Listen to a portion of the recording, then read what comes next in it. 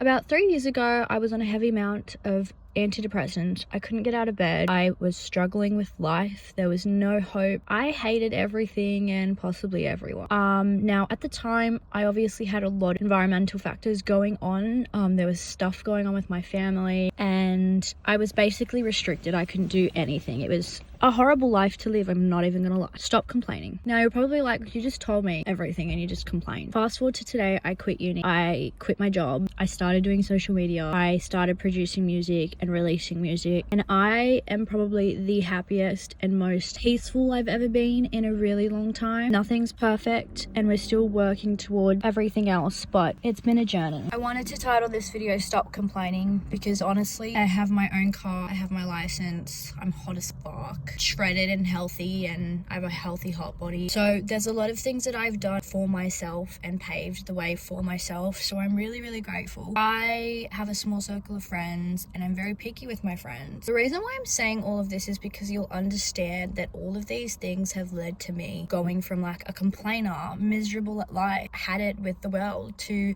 being so grateful, looking at everybody through a kind lens, no matter how they treat you, looking at myself with a kind lens, looking at my family through a kind lens, really being unfazed by what people say or think about you. Genuinely stop complaining. Let me tell you something. A complainer is somebody that sits in a shithole and doesn't do anything about their life or anyone in their life. And honestly, that is a depressing state to be in, I can't even lie. Nobody wants to be in that state. And we can psychoanalyze this and say you put yourself in that state because you think that's what you deserve and you don't deserve any better, yada, yada, yada. But I'm not here today to psychoanalyze you or myself. I'm here to tell you, pull you out of that shithole and basically stop complaining, because you're holding yourself back the second you start complaining. You're changing the energy you're around. You're changing the way you look at life when you complain. And honestly, I'm gonna be so real. Being around somebody that complains is the most fucking annoying thing ever. Pardon my French fries, but like, it is genuinely so annoying. When you work so hard to get to a state of peace, to become a better version of yourself, and then, I don't know, you meet someone or you're in a situation where they're just complaining and complaining and complaining. It is the most annoying thing and I hate it. I genuinely, it's like my big H. I can't handle it at all. I will go on a date and the first thing, if they complain about something, especially if it's something really freaking stupid, get out of here, goodbye, drop me home now. I grew up in a family and I grew up with someone specific in my family, which I'm not going to say in detail. Big complainer, big pessimist, always looks at life with a negative lens. This person is in the same work situation that they were 20 years ago. And the reason why is because they always look at the bad. They always look at the negative in life. Hold up, somebody's having their moment.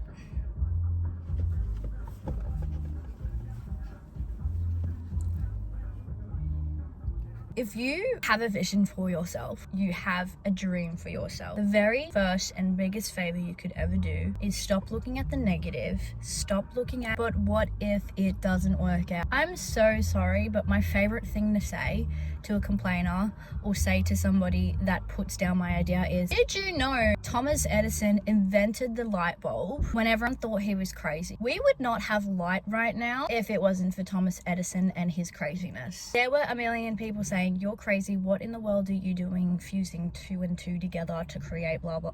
Are you dumb? Turns out Thomas Edison was the smartest person of his time. So like, successful people that have good lives are the ones that are doing the things people are afraid to do, doing the what ifs. And I've really discovered that over time, it has taken such a long time for me to kind of mold into the confident person, the confident young woman that I am today. I will tell you now, none of that came from my family telling me you can't do this. None of that came from people putting me down. It only came from listening and taking advice and including people that were full of positive energy and optimism that came into my life. It took them to create me into the version that I am today. So I got 2 best friends that I absolutely adore, are the most positive people that you'll ever meet. And do you know what they always say to me? They go, it's okay, if it doesn't work out, we will still support you no matter what. And it's just that element of support and positivity and not them bringing you down that really just makes you feel like it's gonna turn out. Why would you want, it really is difficult because it depends on where you are in your life. And I can't even lie, money and finance makes a big difference, but I'm not rich. So I'm just blessed to be living at home. I would be homeless right now. But what I'm trying to say is you need to find and create a life that to you looks like the most ideal wake up in the morning and I'm happy to live this day in the life version of you. And I've created a routine where I'm like, I love this. I'm obsessed with this day in my life. I'm obsessed with waking up and getting this done because this makes me excited about life. This makes me confident in myself. This brings out the best version of me. Guys, I've completely forgotten to bring out the Starbucks coffee. I can't even lie. We had a Starbucks coffee. Take, for example, today. This morning, I woke up and I was like, I need to film a YouTube video. And the first thing that came into my head was stop complaining. That was the topic of the YouTube video I really wanted to do. I've been wanting to do it for ages now. I was like, okay, here's the plan. How are we gonna make this iconic morning iconic? And I was like, it's a beautiful day. So I put on the hottest outfit I could find, and damn, I look hot. I mean, we have white jeans and a white tank top. I've never looked more Then I did my makeup. I was like, okay, I don't want to do makeup, but who cares? Once I do it, I will feel hot and I will feel more confident and ready to conquer the day. And I did. I need caffeine. So we went and got a Starbucks coffee. We then got breakfast, which I've already eaten off camera. And we sat down to film in a beautiful spot. If you guys saw where I was filming right now, you'd actually die. I am filming on like a port.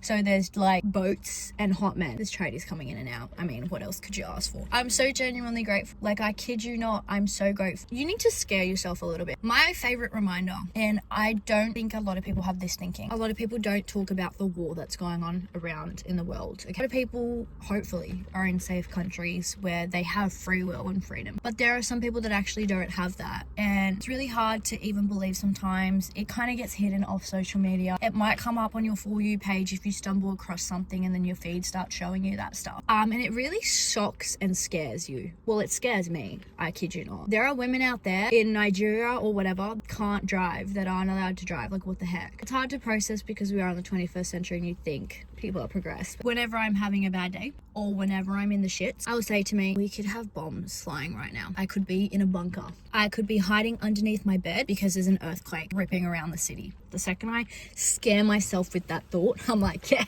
I mean, let's go rock this day. What are we doing? What are we get out of bed? You need to think of the worst case scenario in order to get yourself the best case scenario. Like, if I'm in a poopy mood or I'm just like, oh, I can't move, okay, I will literally scare myself because it's true. I am from Australia, and Australia is one of the luckiest countries in the entire bloody world. I'm sure there are so many others, like, and I can't wait to travel and experience that, maybe, God willing. And I live in a middle class family where we have food on the table and I have money. I don't have heaps of money, but I have enough money to buy myself breakfast. Like I said, I would be homeless and things could be completely different right now, but I'm not, okay? I am just manifesting this rich girl life, and rich girl life is not just like having money. Rich girl life is looking and feeling rich. I've always wondered why people look at me. Guys, this is my ADHD changing the topic. But I've always wondered why people look at me when I walk through a shopping center or I walk through the petrol station. There is always somebody looking, and you might be like, get over yourself. But I'm genuinely, like, you put those cameras on and you will see those eyes turning. Like, I'm not even kidding. And the reason why is because there's a confidence and an aura about me. And I know I sound pick me right now, but it's fucking true. I walk into that club with the hottest outfit, the most fashionable outfit. I get left, right, and center compliments, like, all the time. From guys, from girls, from the security. It's such a great, like, lift up as well, because I did not grow up hot. I was so invisible my whole high school life. I wanted to be visible and I wanted to be hot. I would do anything to take me right now, go back in time, but I can't, unfortunately. So I just always say I'm going to give that opportunity to my kids. But what I'm trying to say is my life, the way I've built it up till today, the rights I have fought for, have led me to me walking into a club with full confidence and I am that bitch. I don't know if you know that song Be Her by Ella Langley, but every time it comes on the radio, I don't want to listen to it. And the reason why is because I am her. Like, I genuinely don't want to be any other girl. Unless she's blonde with blue eyes. Okay, listen. That brings me on to my next point. Fight for your rights. Fight for your goddamn right. I'm not talking about, like, your right to vote. I'm talking about your rights in the household. Your rights with your relationship, your rights in your workplace, your rights, like anything you can think of where you have a right to and you're not getting access to that, fight for it. Tell you now, if I did not fight for my rights in my family, because my family is the most political family in a sense, I would not be the girl that I am today. And now I genuinely say that it's all God, because I am Christian, I believe in God. Like, he paved the way 100% and I still struggle to have faith in him. Story for another time. If I didn't fight, and I mean fight, like hardcore arguments, I mean running out of the house. There were some extreme cases which should never ever happen, but that's what happens when you live in a Greek family. I wouldn't be where I am today. I'd probably be dead. Hey, actually, I'm not even gonna lie. But I knew that I had potential, and it took time for me to realize that potential. I actually, looking back now, even thinking about it, I didn't realize I had potential. Now I'm like, wow, she's full of potential. But I fought for a better life. I wanted to be happy. The one thing I always knew about myself is that I wanted to have fun. I'm just such a chill girl. Like, I don't like drama. I mean, I love watching drama, don't get me wrong. I will be watching The Neighbours,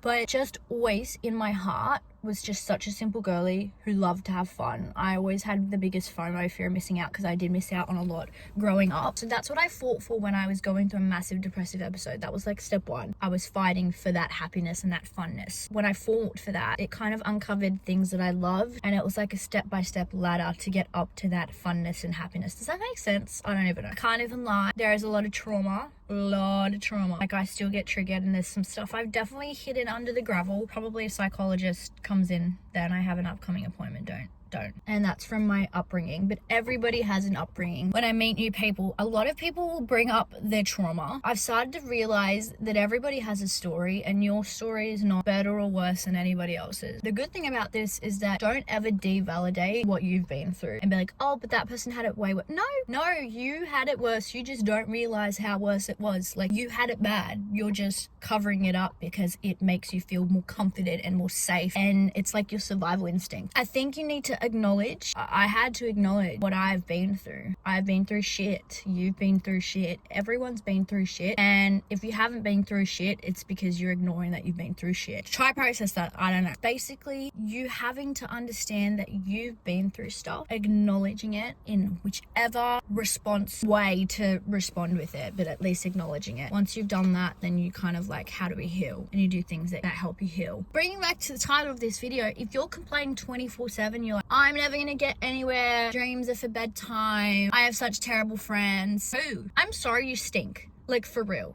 That is not the energy that a badass bitch has. That is not the energy of somebody that is successful living their best life. Nobody wants to be around a complainer. And I'm not sitting here being like, oh, who cares what you're going through? No, I'm holding your hand and being like, we need to stop complaining.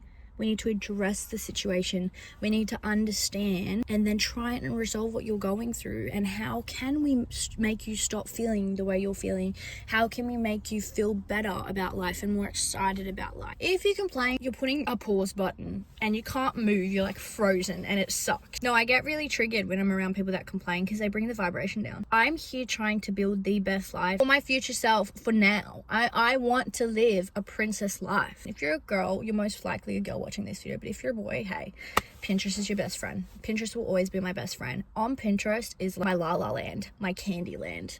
I will wake up every morning once I've read my Bible verse, and I'll go onto Pinterest and I will look at affirmations. Over time, I'll just log onto the app and there'll be little quotes here and there, and they'll be like bedazzling, pinky funness, and it just gets me excited. It sets your brain into a reset, not even putting you in a good mood. It just puts you default to positivity, and it's really, really good, and I love it, and I love Pinterest. So I definitely think you should get onto Pinterest and kind of discover your funness. My next point is, what is your dream? I was talking to somebody on Snapchat last night, and he said he thinks that everybody has greatness. They just need to discover it. Everybody has something that they should pursue. They just need to discover it. And I'm just thinking to myself, there are so many people in the world. If everyone discovered their greatness and their talent, oh my gosh, I think we'd be flourishing. Would we not be flourishing? We would be flourishing, right? There's so much unused potential, and the reason why it's unused is because people spend so much time trying to bring other people down. Negativity. You're not going to become this. I'm sorry, but in what world were you God? You need to stop letting people play God. When you think of a God, you don't have to even be religious to understand this concept. When you think of a God, you think of an all-perfect, powerful, mighty God. Okay, no human that has those characteristics, those perfect characteristics. So stop giving people that power. I'm born alone and I'm gonna die alone. That's another little scare tactic that I use on myself. When I get influenced a little bit by other people's opinions or there's negativity, I just remember I'm born alone, I'm dying alone. So this is my battle to fight, and you can definitely add your opinion, but doesn't mean I'm necessarily going to listen to my best friend. I love her. She always says to me, at the end of the day, it's your decision and I will support you no matter what. I'm just like, oh my word, that woman is perfect and I love her. Like, I love her so much. I love her. I can't even explain how much I love her. Shout out Sophia, I love you so much. There is support, and you really need support. You can't get through or get to the person that you are today without support. You have to find that support though. You have to find groups, friends, people, cousins, relatives, anybody that has the same mentality on life as you, okay? You guys could have so many differences, but it's like the same outlook on life. And once you find that person, never let them go, okay? Because they're going to be a great positive influence on your life. They're going to push you to get to where you are, because they're pushing themselves to get to where you both want to go. If you have any questions, reach out, okay? I need to do more talking videos. And I love you, and you guys are going to go have an amazing day now.